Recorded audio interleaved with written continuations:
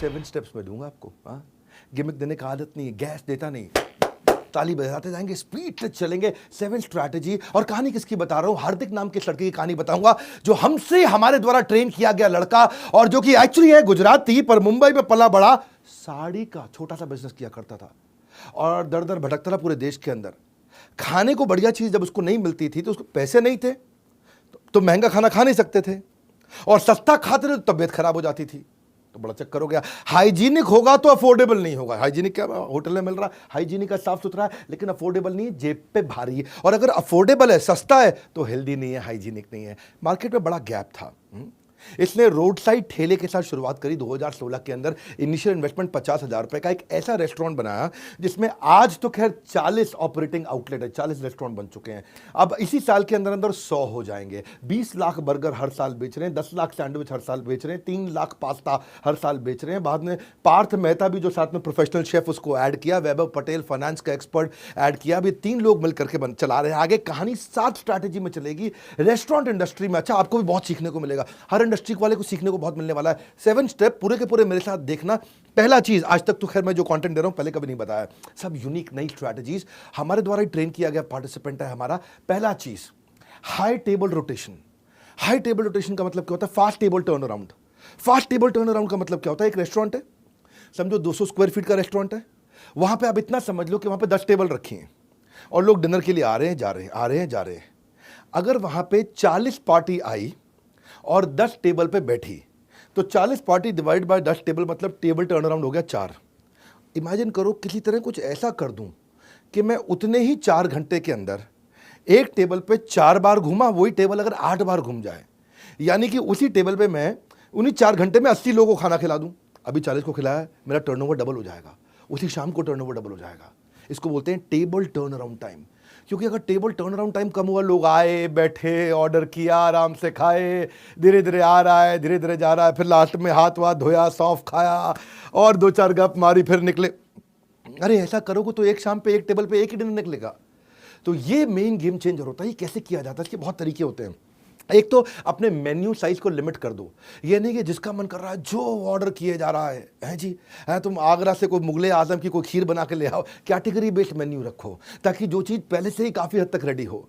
अगर customer decide नहीं कर पा रहा है कि मैं ये ऑर्डर करूं कि ये ऑर्डर करूं, आप उसको वो सजेस्ट करो जो जल्दी बन सकता है। कमाल, जल्दी बनेगा तो जल्दी खा के निकलेगा। अगर कस्टमर आके रेस्टोरेंट खाली पड़ा हुआ है तो कस्टमर को कोने में मत बैठो, कोशिश करो कि बीच में बैठ जाए। बीच में बैठेगा ना तो जल्दी खा कर निकलता है। कोने वाला आदमी ज़्यादा देर तक बैठता है। इसको बोलते हैं क्विक सर्विस रेस्टोरेंट। प्लेजेंट हो सके तो प्री मील एक्सपीरियंस दे दो। अगर लोग हैं वहाँ पे पहले से ही, पहले जब वो आता है तो उसको मेन्यू वगैरह दिखा दो। जब तक उसको टेबल मिलती है आकर के बैठते तब तक खाना भी आ जाता है। ज़्यादा देर उसको वेट नहीं करना पड़ता है। इसमें एक खास बात क्या होती है, जो होस्ट यानी कि जो ऑर्डर लेगा, शेफ जो खाना बनाएगा, सर्वर जो खाना परोसेगा, और क्लीनर जो उठ के जाने के बाद टेबल साफ करेगा, चारों के बीच में सामंजस्य बहुत अच्छा चाहिए। और अगर एसओपी, इंग्रेडिएंट, प्रिपरेशन, प्रेजेंटेशन ठीक हो तो कोई दिक्कत आती नहीं है। हाई टेबल रोटेशन के लिए फूड अड्डा में हमने ये इस तरह काम किया कि 7 मिनट के अंदर एक मील बन जाए।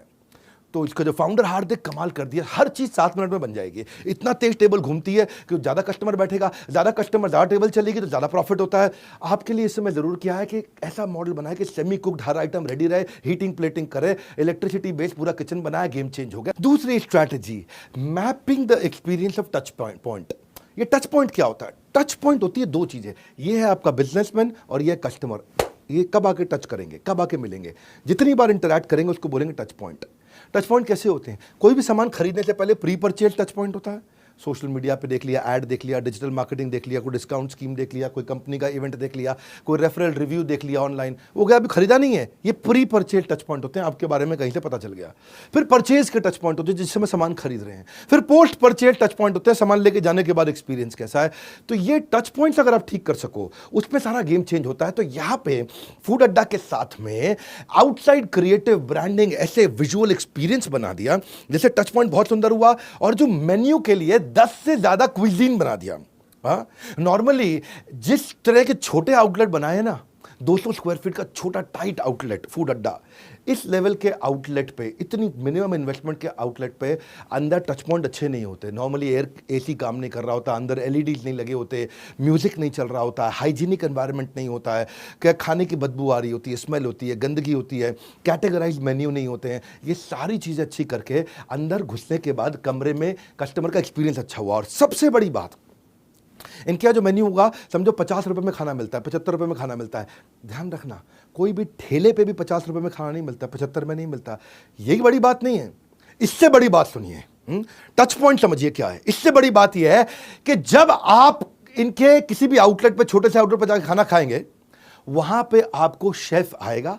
शेफ आकर के लो प्राइस पॉइंट वाले फूड आउटलेट में इंग्लिश में बात करने वाला शेफ जो आपको रेसिपी और इंग्रेडिएंट समझाएगा, ये कहीं नहीं मिलता है। मेरी बात सुनो ध्यान से, मैं क्या बोल रहा हूं। आपने क्या खाना खाया?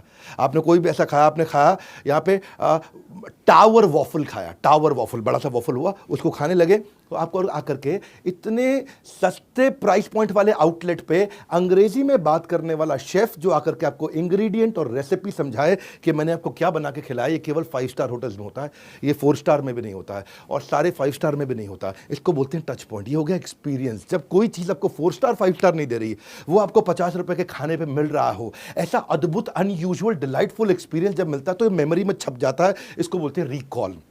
हाँ, और उसके बाद तो पोस्ट परचेज होगा कि भाई हैसल फ्री बिलिंग होनी चाहिए।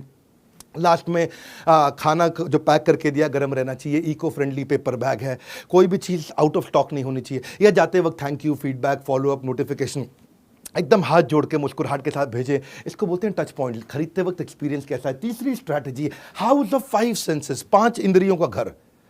सुनना मेरी बात, क्या होता है ये? सवाल ये नहीं है कि बर्गर, पास्ता, पिज्जा, सैंडविच कैसे बनाओगे, वो तो सारी दुनिया बना रही है। बर्गर, पास्ता, पिज्जा, सैंडविच सारी दुनिया बना। सवाल ये है कि इसको अलग तरीके से कैसे बनाओगे। 5 इंद्रियां सामने वाले की कैप्चर कर लो, इतना अनयूजुअल करो, इतना स्ट्रेंज करो, इतना डिसप्रपोर्शनेट, थोड़ा हिंदी में बोलता हूं, असामान्य, अजीब, अनुपातहीनता। डिसप्रपोर्शनेट, अनुपातहीन। हाँ, जैसे पानी की बोतल ऐसी होती है, लेकिन अगर पानी की बोतल अगर ऐसी मिल जाए अजीब सी, तो अजीब सी लगेगी ना। ये इसलिए किया सब कुछ ताकि माइंड को अनयूजुअल चीज याद हो जाए। वो कैसे किया? हाँ, ऐसे किया, बिल्कुल अनुपातहीन, अजीब सा, असामान्य। बर्गर का नाम रखा लंबू बर्गर, दुनिया का सबसे ऊंचा बर्गर बना के दे रहे हैं। भौकाल बर्गर, जबरा बर्गर, धुआं burger, big burger pizza, French fry pizza, pasta वाला पिज्जा, हटके झटके पिज्जा, मेल्टिंग पनीनी, फिरंगी सैंडविच, चिंगारी सैंडविच, जायंट सैंडविच, हाँ, मेरी गली का sandwich, Mexican sandwich, tower waffle. ये सब नाम अजीब से हैं। होता क्या है, बहुत अजीब अजीब से, सुंदर से, बिल्कुल पनीनी मेल्टिंग सैंडविच जो है ना, उसमें से एकदम बाहर चीज निकल रहा है। अब जो है ना, देखने में भी अच्छा लगता है, बोलने में भी अच्छा लगता है, सुनने में भी अच्छा लगता है, पकड़ने में भी अच्छा लगता है, स्वाद में भी अच्छा लगता है, खुशबू में भी अच्छा लगता है। सारी इंद्रियां आपके पास आ गई हैं जी। इसी को बोलते हैं सारी इंद्रियां कैप्चर करना। कस्टमर वापस आता है देखने में, बोलने में, सुनने में, पकड़ने में, स्वाद में और खुशबू में। ओए होए होए होए होए होए होए। इन्होंने मल्टी सेंसरी एक्सपीरियंस दिया, और ये जो मल्टी सेंसरी एक्सपीरियंस है, ये इनका सिग्नेचर प्रोप्राइटरी फूड है। ये आपको कहीं और मिलता नहीं है, क्योंकि पहले आप आंखों से खाते हो। लंबू बर्गर, इतना बड़ा ऊंचा सा लंबा सा बर्गर देखा आपने? कहीं नहीं देखा। पहले आंख से खाते हो, बाद में अपने आप खुद जीवा से खाते हो, वो याद रह जाता है। चौथी strategy, tell minimum sell premium. क्या मतलब हुआ? बाहर बोर्ड पे उस चीज का प्राइस लगाओ जो अद्भुत रूप से सस्ती हो। 9 रुपए का बर्गर है जी, 9 रुपए का बर्गर पृथ्वी पर कहीं नहीं मिलता। ठेले से ठेले वाला भी 9 रुपए का बर्गर नहीं देता, लेकिन 9 रुपए का बर्गर देख के आदमी आता है, 4 चीज़ें और ऑर्डर कर जाता है जी। इसका मतलब है टेल मिनिमम और अंदर आकर के सेल प्रीमियम। इसका मतलब क्या है? First sedate then sell at higher rate. क्या मतलब हुआ? सेडेट मतलब ये 9 रुपए का बर्गर देख के आदमी को नशा हो जाता है। सेडेशन समझते हो ना, डॉक्टर सेडेट कर देता है आपको। सेडेशन फॉर सेडेट है, आदमी को नशा। 9 रुपए का बर्गर, 19 रुपए का फ्रेंच फ्राइज, वो देखते आदमी का 10 रुपए की कुल्हड़ चाय, 10 रुपए का नींबू पानी। आदमी देखता, अरे भैया क्या रेस्टोरेंट, इतना कमाल, कलरफुल और इतना सस्ता दे रहा है। अंदर घुसता है तो वो समोसा भी लेता है, बर्गर भी लेता है, नींबू पानी भी लेता है, एक आधी चीज़ महंगी भी लेता है, एक आधी सस्ती भी लेता है। पॉकेट फ्रेंडली जब मेन्यू हो बच्चों के लिए, बाकी सब लोगों के लिए, उसको शुरुआत में आपने शुरू की, बाहर डिस्प्ले आइटम मिनिमम अंदर आइटम प्रीमियम, तो दोनों का कॉम्बिनेशन। क्योंकि ज़्यादातर आइटम इनकी जो है ना वो 40 रुपये से 100 रुपये के बीच में है। अब उससे क्या हो गया, आपको 10 रुपये 20 रुपये वाली आइटम दिखा के ट्रैफिक बढ़ गया, ट्रैफिक बढ़ गया तो बाकी भी आइटम, ये नहीं है कि हर आदमी खाली चाय पी के जाएगा 10 रुपये की, ये नहीं कि आदमी आया केवल नींबू पानी पी के आएगा, 4 चीज़ और लेगा। पांचवा है low cost food innovation. Food में ना इनोवेशन, फूड में इनोवेशन होता ही नहीं है, एक्सपीरियंस में इनोवेशन होता है। फूड का इनोवेशन एक्सपीरियंस का है। लोग क्या करते हैं, अपडेट करते हैं मेन्यू को, अपडेशन ऑफ मेन्यू। यहाँ ऐसा नहीं है, यहाँ एवोल्यूशन ऑफ मेन्यू। मेन्यू इतना इवॉल्व हो रहा है। क्या किया, इसका तरीका बड़ा सिंपल था, एक अलग टीम बना दी, सारा बिजनेस चलता रहेगा चलता रहेगा चलता रहेगा, एक टीम बिल्कुल अलग, भैया सेपरेट टीम, तुम्हारा काम केवल इनोवेशन है। बोलो किस चीज का इनोवेशन, तुम्हें ना नई नई चीजें ढूंढ के दुनिया से लेकर के आनी है। बोला कैसे, लेकिन याद रखना जो चीज़ दुनिया में 1,500 रुपये की मिल रही है 5 स्टार में, वो हमें 75 रुपये में देनी है। अब ये है तुम्हारा इनोवेशन। ये टीम को टारगेट ही अलग दे दिया जी है, और 1,500 रुपये की जो ताज में आइटम मिल रही है बहुत अच्छी लगे, उसको 75 में बना के दिखाओ, ये मेन मुद्दा है। बोला फ्यूजन फूड। तो इनका जो मास्टर शेफ है उसका काम क्या है, उसको हफ्ते में 3 दिन मुंबई के हर टॉप रेस्टोरेंट में जाके खाना खाना है बस केवल। वो खाली खाना खाएगा, टेस्ट करेगा अलग अलग आइटम को, महंगे स्वाद को सस्ते के अंदर अफोर्डेबल में कैसे देना है। 1,500 रुपये की चीज़ को 75 रुपये में नॉन वेज आइटम को वेजिटेरियन बना करके देना है। इनके वेजिटेरियन रेस्टोरेंट, ये लोग जैन है सब, जैन गुजराती लोग हैं सब, वेजिटेरियन बनाया इन्होंने। तो इन्होंने क्या किया, 5 चेक पॉइंट बना दिए इसके। पहले कस्टमर को टेस्ट कराएंगे, पहले तो शुरू में कस्टमर को टेस्ट करेंगे, लेकिन वहाँ तक पहुँचने से पहले 5 कि जो रेसिपी बनाई है उसका लैब टेस्ट कर लो, उसको टेस्ट करके देख लो, उसका न्यूट्रिशन चेक कर लो, वो कितनी देर टिक सकता है, जल्दी खराब तो नहीं हो जाता, वो चेक कर लो, और कितने रुपए का पड़ रहा है अपने घर पे अंदर जो बनाने में कितने रुपए का पड़ रहा है। 5 चीजें चेक कर लो, सब हो गया। अब उसके बाद क्या करो, कस्टमर को टेस्ट कराओ, पसंद आ रहा है ऐड, जो नहीं चल रही है वो रिमूव, और जो थोड़ा और बेटर करनी है improvise, add remove improvise, add remove improvise, add remove improvise, add remove improvise, यही करते जा रहे हैं। ये गेम चेंज कर दिया। क्योंकि जो फूड इंडस्ट्री है ना वो इनोवेशन को ट्रेडिशन से ज्यादा रिस्पेक्ट करता है। आप कितने ट्रेडिशनल क्यों ना हो, खाने में अगर इनोवेशन आ जाए तो लोग कहते हैं अरे वाह, ऐसी चीज जो मैंने कभी देखी नहीं थी, जो कभी पता ही नहीं थी मुझे। हाँ, इसको बोलते हैं फूड का इनोवेशन। ऐसे ही हमने भी क्या किया, यूजर जनरेटेड कंटेंट पे इनोवेशन किया। मैं बड़ा बिजनेस की बात कर रहा हूं, थोड़ा 1 मिनट अपनी बात करूंगा, 1 मिनट क्या बल्कि 10-15 सेकंड में आपको एक खास बात बताने जा रहा हूं। आजकल आप रील्स देखते हो ना इंस्टाग्राम पे, उसमें डेटा जल्दी खत्म होता है। हमने अपनी बड़ा बिजनेस ऐप पे बिजनेस की रील्स डाली और डेटा कम खत्म हुए, डेटा लगे ही नहीं। वैसे आप आओगे अपनी प्रोफाइल कंप्लीट कर लेना, हमने देखा जिसने प्रोफाइल कंप्लीट करी है उसका जो ग्रोथ है, उसके जो फॉलोअर हैं 350% ज्यादा बढ़े हैं उसके फॉलोअर्स। दुनिया की पहली ऐप ऐसी बनी है जहां केवल बिजनेस और मोटिवेशन की रील्स है और संसार की कोई रील नहीं। वहां पे आकर के आपको कोई नहीं बोलेगा बेबी डॉल में सोने दी, वहां कोई फालतू गाना नहीं चलेगा।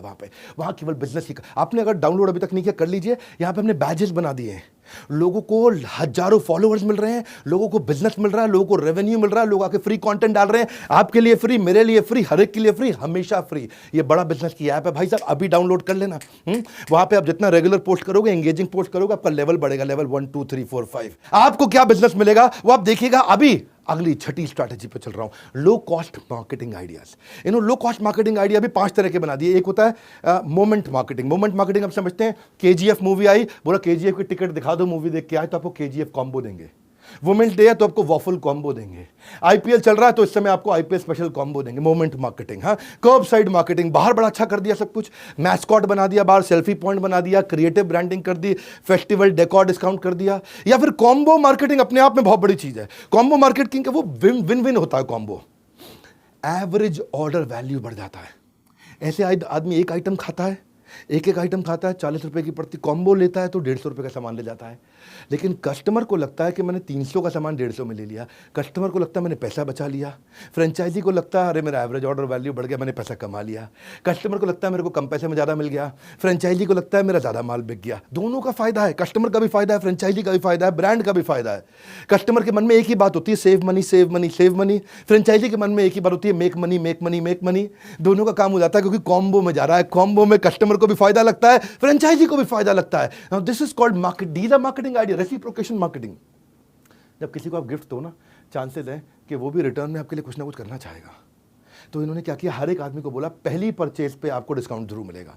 दूसरा, जो भी आ रहा है उसको गिफ्ट, बच्चे आ रहे हैं साथ में तो उनको फ्री चॉकलेट जरूर मिलेगी। तीसरा, हर बार सामान खरीदने पे स्क्रैच कार्ड मिलेगा, स्क्रैच कार्ड को स्क्रैच करोगे तो अगली बार कुछ ना कुछ डिस्काउंट मिलेगा। हाँ, आपको कुछ ना कुछ, आपको इस तरीके के उन्होंने पॉइंट सिस्टम बना दिए हैं, लॉयल्टी बेस्ड सिस्टम बना दिया। और पांचवा, एडवोकेसी मार्केटिंग। ये फूड ब्लॉगर बुलाते हैं, उसको बोलते हैं लंबू बर्गर खा। लंबू बर्गर खाते खाते दुनिया का सबसे ऊंचा बर्गर, अजीब सी भौकाल बर्गर है जी। हाँ, वो खाते खाते आदमी फोटो बनाता है, वीडियो बनाता है, वायरल हो जाती है। फूड ब्लॉगर तो आते हैं ना, उनको फ्री में खाना खिलाते हैं, वो अपने वहाँ पे इंस्टाग्राम पे जा करके अपने वीलॉग पे जाके वीडियो बनाते हैं। अवेयरनेस वगैरह ठीक है, अगर लोग आपकी एडवोकेसी शुरू कर दें और आपकी तारीफ समाज में करना शुरू कर दें, बिजनेस नेक्स्ट लेवल पहुंच जाएगा। सबसे बड़ी एडवर्टाइजिंग वही है, जब कस्टमर आपकी एडवर्टाइजिंग करने लग जाए। मैं और आप नहीं कर सकते कभी भी। नॉमिनेट कर दिया गया इनको उसके बाद में दुनिया के सबसे टॉलेस्ट वेजिटेरियन बर्गर के लिए। हाँ, लंबू बर्गर, ऐसी ऐसी चीज़। लोग फोटो खींचते हैं ना, अच्छा शेयर वही होता है जिसको शेयर करने से इज्जत बढ़ती है, लोग बड़ी इज्जत बढ़ती है उनको, अरे ऐसा खाना खाया देखो। खाने की प्रेजेंटेशन बहुत अच्छी कर दी ना कि लोग फोटो खींच के शेयर करते हैं, वायरल हो जाता है। ये है मार्केटिंग का आइडिया। हाँ, उनको लॉयल्टी दे दिया, उनको कूपन की किताब दे दी, ले जो कूपन की किताब, अगली बार आएगा कूपन स्क्रैच करते रहो। और फाइनली सातवीं स्ट्रैटेजी, इस धंधे में मार्जिनलाइज्ड मार्जिन था, थोड़ा सा मार्जिन था। इंटेलिजेंटली धंधा बिल्ड किया, हमारे से ट्रेनिंग अटेंड किया, लगातार हमसे ट्रेनिंग अटेंड कर रहे हैं, हमारे पार्टिसिपेंट है, इसलिए जम के तारीफ कर रहा हूँ। इतने से मार्जिन को मैक्सिमाइज मार्जिन किया। जानना चाहते हैं कैसे? फूड अड्डा की अपनी मोबाइल ऐप बना दी। अब आपको जोमेटो पे, स्विगी पे डिपेंडेंसी नहीं है, तो जोमेटो और स्विगी को मोटा कमीशन चलाता था, वो नहीं जा रहा है। कस्टमर का डेटा मेरे पास आ गया, उस कस्टमर को मैं वापस बुला लेता हूँ। अगला, डिजिटलाइज्ड इन्वेंट्री मैनेजमेंट कर दिया। उसका फायदा क्या है? जब इन्वेंट्री पहले ही पता चल गई, एक रेस्टोरेंट है, रेस्टोरेंट के पास चटनी पड़ी है कि पैटी पड़ी है, चटनी खत्म है कि पैटी खत्म है, ब्रेड पड़ी है कि चीज़ पड़ी है, सॉस खत्म है कि नहीं खत्म है, पता ही नहीं। लेकिन अगर सब कुछ टेक्नोलॉजी पे ला दिया तो आपकी वेस्टेज कैलकुलेट हो गई। हाँ, सामान वेस्ट नहीं होगा, स्टॉक मिसप्लेस नहीं होगा, स्टॉक चोरी नहीं होगा, ऑप्टिमम स्टॉक रहेगा, स्टॉक रिप्लेस होगा। नहीं तो वो क्या रहता है, एक्सपायर हो रही है, जो चीज़ पड़ी वो पड़ी पड़ी एक्सपायर हो रही है। अब 400 रुपये की आइटम अगर मेरे 100 आउटलेट पे पड़ी हुई है, 400 रुपये की आइटम, मेरा 40,000 रुपये का माल हर महीने एक्सपायर हो रहा है। छोटी छोटी चीज़ें पैसे बचाती हैं। हाँ, तो उन्होंने क्या किया, अपना इन्वेंट्री मैनेजमेंट करने से कोई भी चीज़ की वेस्टेज खत्म कर दी। दूसरा, क्या होता है ना, खाने की आइटम जल्दी एक्सपायर होती है, तो आपको ध्यान रखना पड़ता है कि नहीं है। अब लेट्यूस है, सॉस है, चीज़ है, हर्ब्स है, कॉन्डिमेंट है, तुरंत एक्सपायर होते हैं। पर मेन्यू ऐसा बनाया कि वही लेट्यूस बर्गर में भी जाता है, सैंडविच में भी जाता है, 4 और चीज़ में जाता है। वही सॉस बर्गर में भी जाती है, पास्ता में भी जाती है, सैंडविच में भी जाती है, 4 और चीज़ में जाती है। वही चीज़ बर्गर में, सैंडविच में, पास्ता में, कहीं और चीज़ में भी जाएगा। वही हर्ब्स, कॉन्डिमेंट सब में। ये लीनियर नहीं है। सिस्टम ऐसा बनाया कि एक रॉ मटेरियल जो है मल्टीपल डिशेज में कंज्यूम हो रहा है, तो वो रॉ मटेरियल खराब होएगा ही नहीं, क्योंकि वही रॉ मटेरियल जो है, वही चीज जो है, अभी कम से कम मेरी 52 आइटम में लग रहा है, वही वाली सॉस है मेरी कम से कम 42 आइटम में लग रही है, सामान खराब नहीं होता, वेस्ट नहीं होता है कि नहीं। तो वही सामान लग जाता है बहुत जगह। तो मेन्यू को इंटेलिजेंटली परम्यूटेशन कॉम्बिनेशन में बनाया, मिनिमम वेस्टेज, तो फूड कॉस्ट आपकी बच गई, मार्जिन बच गया, आपने कमा लिया, इसे मैक्सिमाइज किया। लॉजिस्टिक्स जो धंधे में है ना, लोग पकड़ नहीं पाते। सामान डिलीवर करना क्या मतलब होता है इसका? Store to store, door to door, corner to corner, hygienic condition में, लॉन्गर शेल्फ लाइफ में सामान पहुंचा नहीं पाते लोग, इसलिए क्या करते हैं, लोकल वेंडर से खरीदना पड़ता है। अब लोकल वेंडर से पड़ता है महंगा। लॉजिस्टिक्स कर दिया क्रैक, एक्यूरेटली, राइट टाइम पे, consistently, every time, efficiently, with in the timeline. बस ये क्रैक हुआ, गेम चेंज हो गया। सप्लाई चेन गेम चेंज होने से क्या हो गया, टाइमलाइन, इससे कॉस्ट बहुत बच गई। कॉस्ट कैसे बची? ऐसे कॉस्ट बची कि आप लोकल वेंडर से लेना पड़ता था, महंगा पड़ता, अब बाहर से आ रहा है, सस्ते में सामान आ रहा है, टाइम से पहुंच रहा है। अच्छा, इसके अलावा एक फ्रेंचाइजी को बेचारे को लीगल सपोर्ट, जीएसटी का लीगल असिस्टेंस, लाइसेंसेज वगैरह रेस्टोरेंट के लेने पड़ते हैं, वो भी सब लेके दे दी, कॉस्ट बचा दी। फाइनली ये जो कोई सॉस वगैरह भी ले रहे हैं, जो चीज़ वगैरह भी ले रहे हैं, सब कुछ ले रहे हैं, ये क्या कर रहे हैं, ये डीलर, डिस्ट्रीब्यूटर, रिटेलर से नहीं लेते, सीधा कॉर्पोरेट से ले लिया। सीधा कॉर्पोरेट से ले लिया तो बल्क में अंदर ट्रक के ट्रक चीज़ आ रहे हैं, ट्रक के ट्रक भर के सॉस आ रही है, ट्रक के ट्रक भर के क्रीम आ रहे हैं। तो उससे क्या फायदा हो रहा है, सस्ता मिल रहा है, पूरे देश में सबसे सस्ता मिल रहा है, उससे अपना पैसा बचा लिया है कि नहीं है। जगह जगह पैसा बचाने की, और इतना इंटेलिजेंटली बनाया कि 200 स्क्वायर फीट में रेस्टोरेंट चल जाता है। 200 स्क्वायर फीट बहुत छोटा होता है, तो उसका रेंटल कम हो गया तो पैसा बच जाता है। स्ट्रीट फ्रेंडली लेते हैं, हाई स्ट्रीट पे लेते हैं जहाँ ज़्यादा फुटफॉल आता है, तो उसको कम कैपिटल इन्वेस्टमेंट है, आरओआई बढ़ गया अपने आप में। और मेन इनका मुद्दा क्या है, जो उनका मास्टर शेफ है वो हर नए फ्रेंचाइजी के पास 100 दिन के लिए जाता है, तो क्रिटिकल रिपीटेबल बन जाता है। जो आइटम 1,500 रुपये में बनती है वो 75 रुपये में बनने लग जाती है। हाँ, तो ट्रेनिंग सपोर्ट है इनका बहुत बढ़िया, पूरे सब चीज़ों के एसओपी मैनुअल बन चुके हैं। ये तो है इनका। आज मैंने आपको 60 स्टेप्स के अंदर ऐसा तरीका बताया जिससे आप रेस्टोरेंट इंडस्ट्री में भी करोड़पति बन सकते हैं। इनकी फ्रेंचाइजी लेनी हो तो इनसे बात करना, लेकिन अगर बड़ा बिजनेस की फ्रेंचाइजी लेनी हो तो मेरी आंखों में डॉलर के साइन बड़े बड़े आ जाते हैं। आते हैं डॉलर के साइन, क्योंकि पता है मैंने कई बार बोला है कि हमने ऑन बोर्डिंग और हैंड होल्डिंग दोनों में रेवोल्यूशन ला दिया है, चेंज कर दिया, क्योंकि अब डिजिटल का ज़माना पूरी तरह नहीं रहा, अब दोनों का कॉम्बिनेशन हो गया, फिजिकल भी डिजिटल भी। 3 दिन की ट्रेनिंग आप मेरे साथ आकर के हेड ऑफिस में लोगे। प्रोडक्ट रेंज हमारी बहुत बड़ी हो चुकी है, 1000 रुपये से लेकर के 2 लाख रुपये तक के बहुत तरह के प्रोडक्ट आ गए हैं। तो ये जो इंपॉर्टेंट अनाउंसमेंट है, बीबी जूनियर लॉन्च हो चुका है, इन सब के बारे में पता कर सकते हो बोर्ड लाइन नंबर पे, या हमारे किसी भी फ्रेंचाइजी के पास चले जाओ, किसी भी ऑफिस में फिजिकली जाकर के पता कर लेना।